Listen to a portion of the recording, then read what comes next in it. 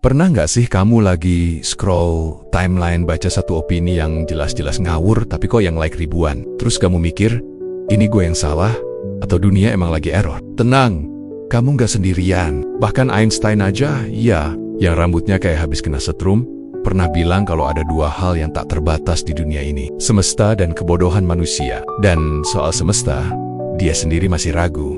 Masalahnya, kebodohan yang dimaksud bukan soal nggak bisa ngitung, integral atau gagal bedain fotosintesis sama fotokopi. Ini kebodohan yang lebih halus, lebih rapi, dan seringkali pakai seragam. Kebodohan yang patuh, kebodohan yang nurut tanpa nanya, yang kalau disuruh berdiri ya berdiri, disuruh marah ya marah, tanpa sempat mikir, ini bener nggak sih? Disinilah ironi peradaban muncul. Kita hidup di era paling berpendidikan sepanjang sejarah, tapi juga era paling gampang dikibulin. Sekolah bikin kita pintar, tapi belum tentu bikin kita bijak. Kita lulus ujian, tapi sering gagal menguji nurani. Dan tanpa sadar, kejahatan terbesar bukan dilakukan oleh penjahat bengis, tapi oleh orang baik-baik yang terlalu taat untuk berpikir. Seram, iya, tapi santai dulu. Kita bahas pelan-pelan. Einstein pernah nyeletuk two things are infinite, the universe and human stupidity. And I'm not sure about the universe. Sekilas terdengar kayak roasting intelektual paling pedas sepanjang sejarah. Bayangin aja, manusia satu planet kena roast massal.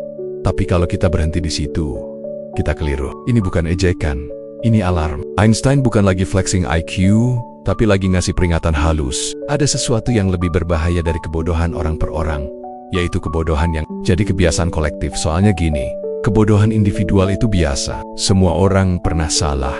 Kita semua pernah yakin 100% sama sesuatu yang ternyata salah total. Kayak perkaya nanti juga berubah ke mantan.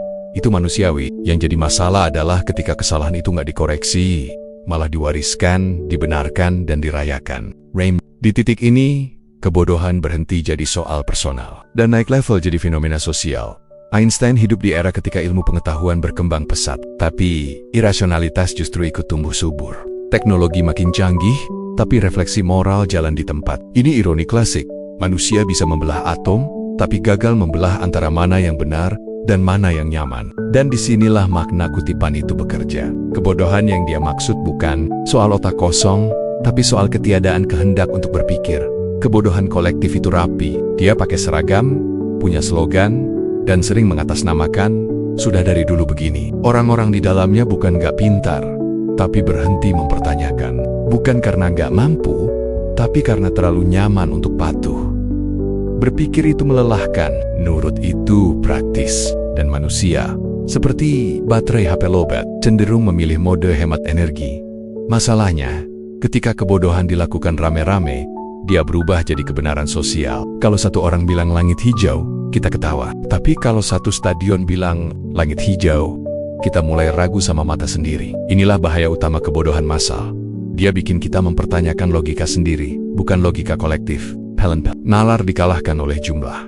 Einstein sadar betul bahwa kejahatan besar dalam sejarah jarang dimulai oleh orang bodoh dalam arti sempit. Justru sering dimulai oleh orang-orang normal yang patuh, disiplin, dan taat prosedur. Mereka bukan monster. Mereka cuma berhenti berpikir. Dan kebodohan semacam ini nggak berisik, nggak brutal, tapi konsisten. Kayak cicilan, kecil tapi jalan terus. Jadi ketika Einstein ragu soal ketidakterbatasan semesta, tapi yakin soal kebodohan manusia, itu bukan pesimisme murahan. Itu realisme intelektual. Selama manusia lebih takut dianggap aneh daripada salah, lebih takut melawan arus daripada melawan ketidakadilan, kebodohan kolektif akan selalu menemukan panggungnya. Dan mungkin pesan paling penting dari kutipan ini bukan soal betapa bodohnya manusia, tapi betapa berbahayanya manusia ketika berhenti berpikir bersama. Karena di titik itu, kebodohan bukan lagi kekurangan, ia berubah jadi kekuatan sosial. Dan sejarah membuktikan, kekuatan tanpa refleksi hampir selalu berakhir dengan tragedi. Kita sering membayangkan kejahatan itu wajahnya serem, alis tebal, tatapan dingin, ketawa jahat sambil petir nyamber di belakang. Padahal, kejahatan paling efektif justru sering dilakukan oleh orang yang kelihatannya baik-baik. Datang tepat waktu, sopan ke atasan, rajin ikut aturan, dan gak pernah ribut. Singkatnya, warga teladan. Ironisnya, dari tangan merekalah kejahatan sistemik sering berjalan paling mulus. Masalahnya bukan karena mereka jahat, justru sebaliknya. Mereka terlalu ingin jadi baik, terlalu patuh, terlalu taat prosedur. Disinilah provokasinya. Kejahatan besar jarang lahir dari niat jahat massal, tapi dari kepatuhan massal. Dari orang-orang yang berkata, saya cuma menjalankan perintah, sambil menepuk bahu sendiri karena merasa tidak bersalah.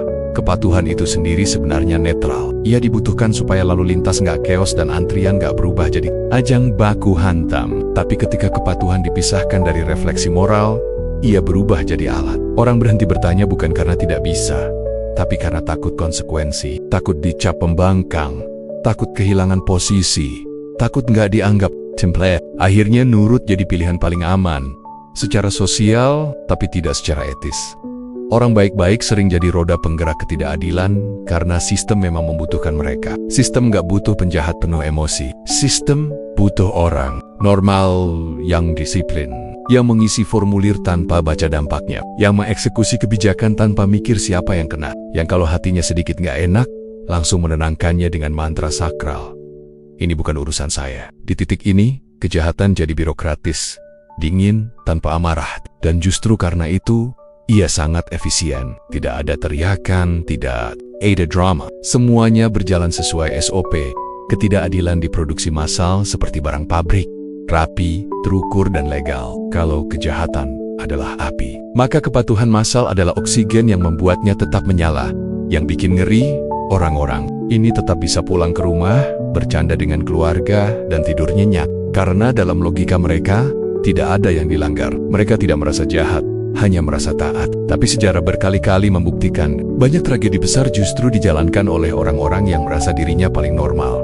Dan jangan salah, ini bukan cerita masa lalu. Polanya berulang. Selalu ada sistem yang menindas, dan selalu ada orang baik yang memastikan sistem itu bekerja tanpa gangguan. Bukan karena mereka kejam, tapi karena mereka memilih kenyamanan moral.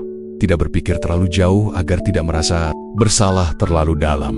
Jadi pertanyaannya bukan lagi siapa yang jahat, tapi siapa yang berhenti berpikir. Karena di dunia yang terstruktur rapi, kejahatan tidak butuh monster. Ia hanya butuh manusia biasa yang terlalu patuh untuk bertanya dan terlalu takut untuk berkata, ini salah. Hannah Arendt pernah bikin dunia filsafat dan moral agak panas dingin lewat satu istilah yang kedengarannya santai tapi efeknya ngeri, banality of evil. Kalau diterjemahkan bebas, ini bukan soal kejahatan yang spektakuler, tapi kejahatan yang biasa, gak dramatis, gak penuh amarah, bahkan kadang kelihatannya membosankan. Kayak rapat panjang yang yujang-yujangnya bikin orang sengsara, tapi semua pulang sambil bilang, ya udah, sesuai prosedur. Arendt menemukan konsep ini saat meliput sidang Adolf Eichmann, salah satu arsitek Holocaust. Yang mengejutkan, Eichmann bukan monster psikopat seperti ekspektasi publik. Dia bukan orang yang hobi menyiksa atau menikmati penderitaan orang lain. Dia tampil sebagai pegawai rapi bahasa formal, dan pembelaan favoritnya simpel tapi mematikan. Saya hanya menjalankan. Perina, kalau ini chat WhatsApp, mungkin tinggal nambah emoji biar kelihatan tulus. Disinilah letak horornya. Eichmann bukan jahat karena kebencian pribadi, tapi karena ketiadaan refleksi. Dia berhenti berpikir, berhenti bertanya, berhenti mempertanyakan makna dari tindakannya sendiri. Kejahatan tidak lahir dari niat sadis, tapi dari kekosongan berpikir yang dibungkus kepatuhan. Bagi Arendt, inilah bentuk kejahatan paling berbahaya. Kejahatan yang dilakukan tanpa rasa bersalah karena pelakunya merasa tidak benar-benar melakukan apa-apa.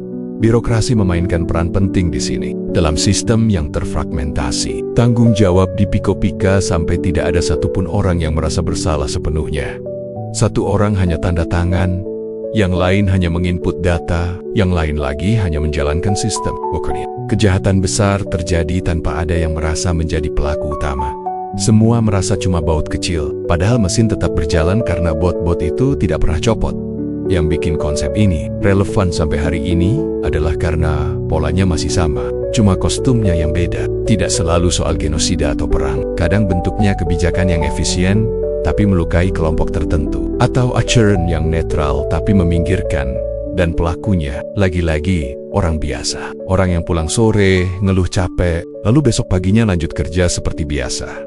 Banality of evil mengingatkan kita bahwa kejahatan tidak selalu berisik. Ia sering datang dalam bentuk kalimat sopan, email formal, dan jargon profesional. Kejahatan yang pakai bahasa administratif biasanya paling susah dideteksi karena terdengar rasional, bahkan kadang kelihatan pintar. Padahal yang hilang bukan kecerdasan, tapi kesadaran moral, Arendt tidak bilang bahwa berpikir akan otomatis membuat manusia baik, tapi berhenti berpikir hampir pasti membuka pintu kejahatan. Berpikir, dalam arti Arendt, adalah dialog batin, kemampuan untuk bertanya pada diri sendiri. Gue bisa hidup dengan keputusan ini nggak? Saat dialog itu mati, manusia bisa melakukan apapun tanpa merasa bersalah. Jadi, pelajaran paling mengganggu dari bab ini bukan soal Eichmann tapi soal kita, tentang seberapa sering kita berlindung di balik sistem, aturan, dan kalimat bukan wewenang saya. Karena mungkin, kejahatan paling berbahaya hari ini bukan yang dilakukan dengan kebencian, tapi yang dilakukan sambil menguap. Zombie belang ya, mau gimana lagi, udah aturannya begitu. Sejak kecil kita diajarin satu hal, yang kelihatannya sepele tapi dampaknya panjang. Jawaban benar itu segalanya. Bertanya boleh, tapi jangan kebanyakan. Nanya yang aneh-aneh malah dicap nggak fokus. Di kelas, yang paling aman adalah yang bisa menjawab sesuai buku, bukan yang berani mempertanyakan isi bukunya. Dari sinilah sekolah pelen-pelen berubah jadi tempat latihan kepatuhan, bukan laboratorium berpikir. Ranking jadi agama kecil di sekolah. Angka-angka di rapor diperlakukan seperti skor moral. Tinggi berarti pintar, rendah berarti wise. Padahal ranking lebih sering mengukur kemampuan menghafal dan beradaptasi dengan sistem ujian, bukan kemampuan memahami dunia. Ironisnya, anak yang paling patuh sering jadi bintang kelas, sementara yang kritis dianggap banyak alasan. Kayak hidup ini lomba lari, tapi yang boleh menang cuma yang ikut jalur yang ditentukan. Ujian juga punya peran besar. Ujian bukan sekadar alat evaluasi, tapi alat disiplin psikologis. Salah jawab bukan cuma salah, tapi memalukan. Salah dianggap kegagalan personal, bukan bagian dari proses berpikir. Akhirnya siswa belajar satu hal penting. Jangan ambil risiko, jangan mikir terlalu jauh. Jawab yang aman, yang kira-kira disukai penguji. Kreativitas dikorbankan demi kepastian nilai. Berpikir jadi aktivitas berbahaya, karena bisa bikin nilai turun. Ketakutan salah ini pelen-pelen, meresap ke dalam kepribadian. Anak-anak tumbuh jadi dewasa yang pintar, tapi ragu. Tahu banyak, tapi takut bicara, terlatih mengikuti instruksi, tapi gagap ketika harus mengambil sikap. Sistem pendidikan berhasil mencetak manusia yang kompeten secara teknis, tapi kikuk secara moral. Pintar mengerjakan soal, tapi bingung saat berhadapan dengan dilema nyata yang gak punya pilihan A, B, C, atau D. Yang lebih parah, sekolah sering mengajarkan bahwa otoritas selalu benar. Buku pelajaran jarang diposisikan sebagai teks yang bisa dikritik tapi sebagai kebenaran final. Guru jadi pusat kebenaran, bukan fasilitator dialog. Padahal, tanpa disadari, ini melatih generasi yang nyaman menerima narasi tunggal. Dan ketika narasi itu keliru atau tidak adil, mereka sudah terbiasa diam.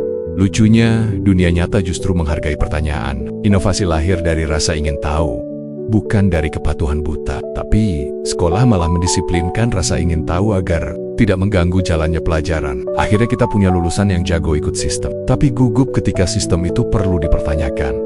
Kritik terhadap pendidikan di sini bukan soal guru jahat atau kurikulum buruk semata. Ini soal paradigma. Ketika pendidikan lebih fokus pada jawaban benar daripada pertanyaan bermakna, ia sedang mempersiapkan lahan subur bagi kebodohan kolektif. Bukan karena orang-orangnya bodoh, tapi karena mereka dilatih untuk tidak terlalu banyak berpikir. Dan di titik ini, kita mulai paham kaitannya dengan bab sebelumnya. Sekolah yang mendewakan kepatuhan adalah pabrik sempurna bagi birokrasi kejahatan yang rapi. Lulusan-lulusannya pintar, sopan, dan taat. Tinggal satu hal yang sering tertinggal, keberanian untuk berkata, "Tunggu, ini salah." Kita sering ketipu satu asumsi klasik. Kalau seseorang pintar, dia pasti benar. Nilainya bagus, bahasanya rapi, referensinya banyak, masa ia salah? Padahal sejarah dan timeline media sosial sama-sama membuktikan satu hal pahit. Orang pintar bisa salah, dan seringkali salahnya elegan. Salah dengan PowerPoint, salah dengan grafik, salah sambil kelihatan meyakinkan. Disinilah penting membedakan dua hal yang sering disatukan paksa. Kecerdasan kognitif dan kebijaksanaan moral. Kecerdasan kognitif itu soal kemampuan berpikir cepat, menganalisis, menghafal, dan merangkai argumen. Ini skill bisa dilatih, diuji, dan diberi skor. Sedangkan kebijaksanaan moral itu beban, kemampuan menimbang dampak, merasakan konsekuensi pada orang lain, dan berani berkata tidak meski argumennya kalah populer. Orang pintar jago mencari. Kalau kebodohan massal butuh juru bicara, biasanya yang maju bukan orang yang emosional, tapi yang cerdas. Mereka menyulap ketidakadilan jadi keniscayaan struktural, penderitaan jadi biaya yang tak terhindarkan, dan kebijakan problematik jadi demi kebaikan bersama. Semua terdengar masuk akal. Masalahnya, masuk akal tidak selalu bermoral. Kecerdasan tanpa kebijaksanaan itu seperti pisau tajam di tangan anak kecil. Efektif, tapi berbahaya. Ia bisa memotong masalah, tapi juga melukai tanpa rasa bersalah. Orang pintar tahu cara menghindari kata-kata kasar, tapi tetap bisa menyampaikan pesan yang kejam. Mereka tidak berteriak, mereka menjelaskan. Dan justru karena dijelaskan dengan tenang, kebodohan kolektif terasa sah. Kenapa orang pintar bisa membela kebodohan massal? Karena kebodohan kolektif jarang tampil sebagai kebodohan. Ia tampil sebagai konsensus. Sebagai logika mayoritas, orang pintar lalu berperan sebagai penerjemah, mengemas konsensus itu dalam bahasa ilmiah, statistik, atau hukum. Hasilnya, orang lain berhenti bertanya karena merasa sudah kalah sebelum berpikir yang lebih rumit. Orang pintar sering merasa kebal secara moral karena sudah berpikir keras. Mereka menganggap keputusannya otomatis etis, padahal berpikir keras tidak. Sama dengan berpikir jujur. Berpikir jujur itu mau menerima bahwa logika kita bisa salah, dan bahwa kepentingan kita bisa menyusup tanpa disadari. Ini lebih berat daripada sekadar jadi pintar. Kebijaksanaan moral justru sering datang dari keraguan. Derek menahan diri untuk tidak langsung membela posisi sendiri. Dari keberanian untuk merasa tidak nyaman. Orang bijak bukan yang paling cepat menyimpulkan, tapi yang paling lama bergulat dengan konsekuensi. Dan sayangnya, sistem sosial kita lebih menghargai kecepatan dan kepastian daripada kehati-hatian. Akhirnya kita hidup di dunia yang penuh orang pintar, tapi miskin kebijaksanaan. Dunia yang rapi secara argumen, tapi rapuh secara empati. Seperti ini, kebodohan massal tidak perlu berteriak. Ia cukup didukung oleh orang-orang cerdas yang tahu cara membuatnya terdengar rasional. Dan mungkin tantangan terbesar hari ini bukan lagi mencetak manusia yang lebih pintar, tapi manusia yang cukup berani memikul beban kebijaksanaan. Karena pintar itu prestasi, tapi bijak itu pilihan yang seringkali mahal. Ada satu logika yang diam-diam kita pegang sejak kecil. Kalau banyak yang setuju, berarti itu benar. Logika ini praktis, hemat energi, dan cocok buat hidup di tengah keramaian. Masalahnya, logika ini juga sering salah, tapi ya wajar. Siapa sih yang berani beda sendirian? Berdiri melawan arus itu capek, basah dan rawan dicap aneh. Manusia pada dasarnya makhluk sosial. Dan kadang, makhluk sosial yang takut dikucilkan. Psikologi massa bekerja pelan, tapi pasti. Ketika opini diulang-ulang oleh banyak orang, ia berubah dari pendapat jadi kebenaran bersama. Bukan karena diuji, tapi karena dibiasakan. Di titik ini, otak kita sering masuk mode autopilot. Daripada mikir ulang, kita ikut angguk. Daripada bertanya, kita ikut tepuk tangan. Lagi pula, beda pendapat itu berisiko. Bisa dikira sok pinter, nggak sefrekuensi atau paling aman. Dimut dari grup WhatsApp keluarga, tekanan sosial itu tidak selalu kasar. Jarang ada yang maksa pakai ancaman. Biasanya cukup dengan tatapan aneh, candaan pasif-agresif, atau kalimat sakti.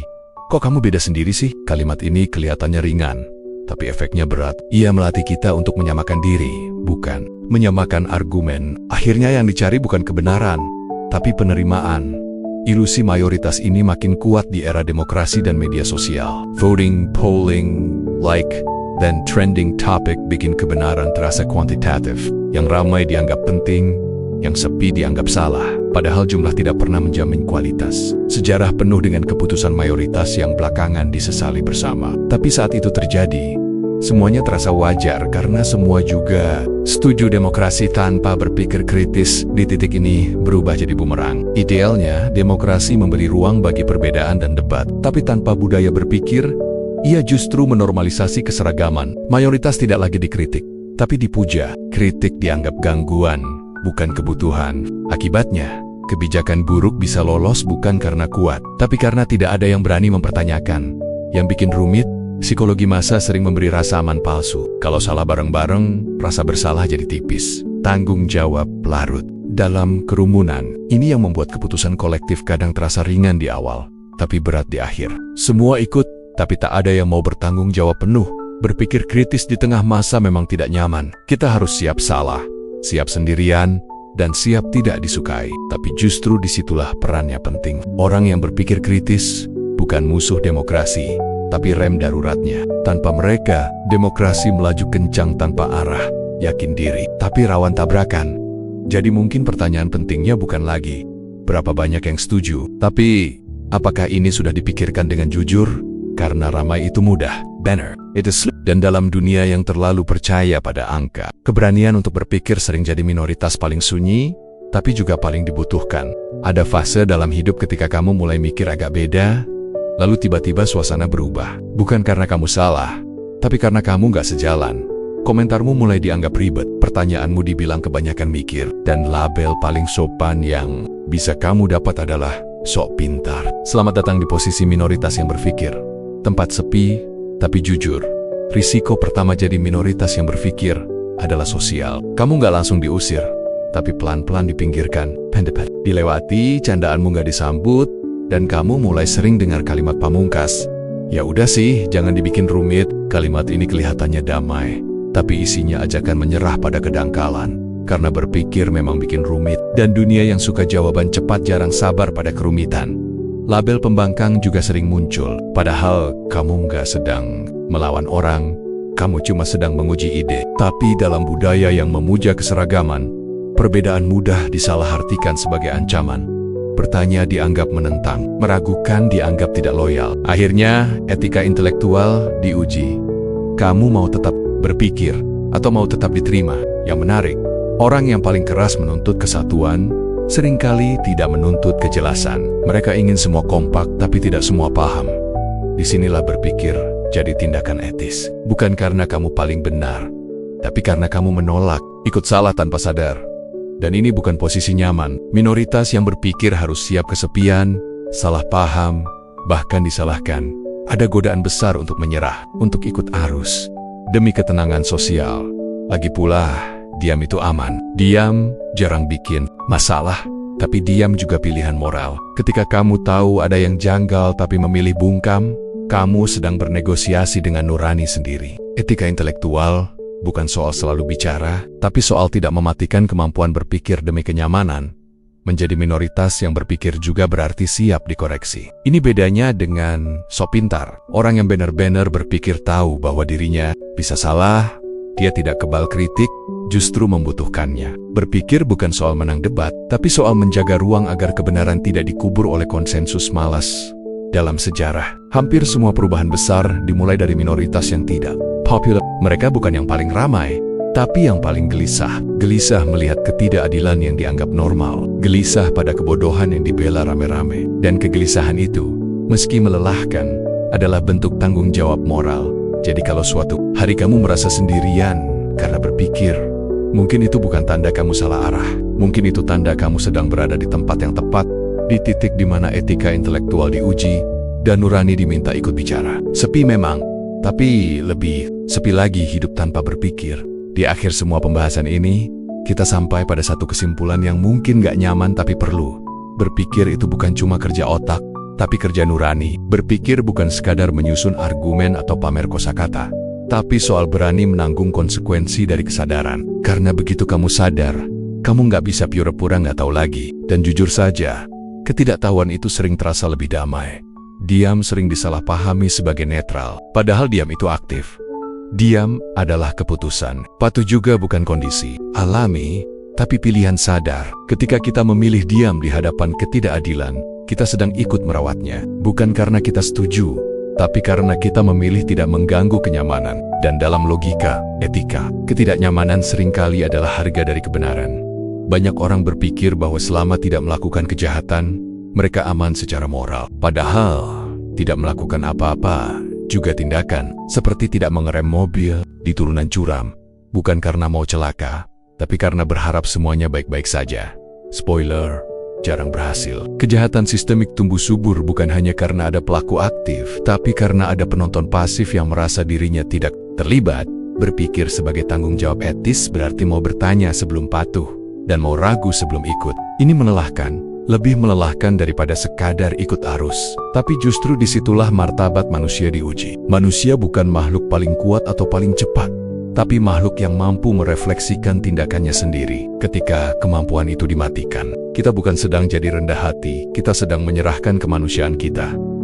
Lucunya, dunia modern sering memuji kepatuhan sebagai kebajikan. Orang yang gak banyak nanya dianggap dewasa, yang kritis dibilang ribet. Padahal kemajuan justru lahir dari orang-orang yang dianggap ribet oleh zamannya. Orang yang berani mengganggu ketenangan palsu demi kejelasan. Berpikir memang bikin copek, tapi berhenti berpikir jauh lebih berbahaya.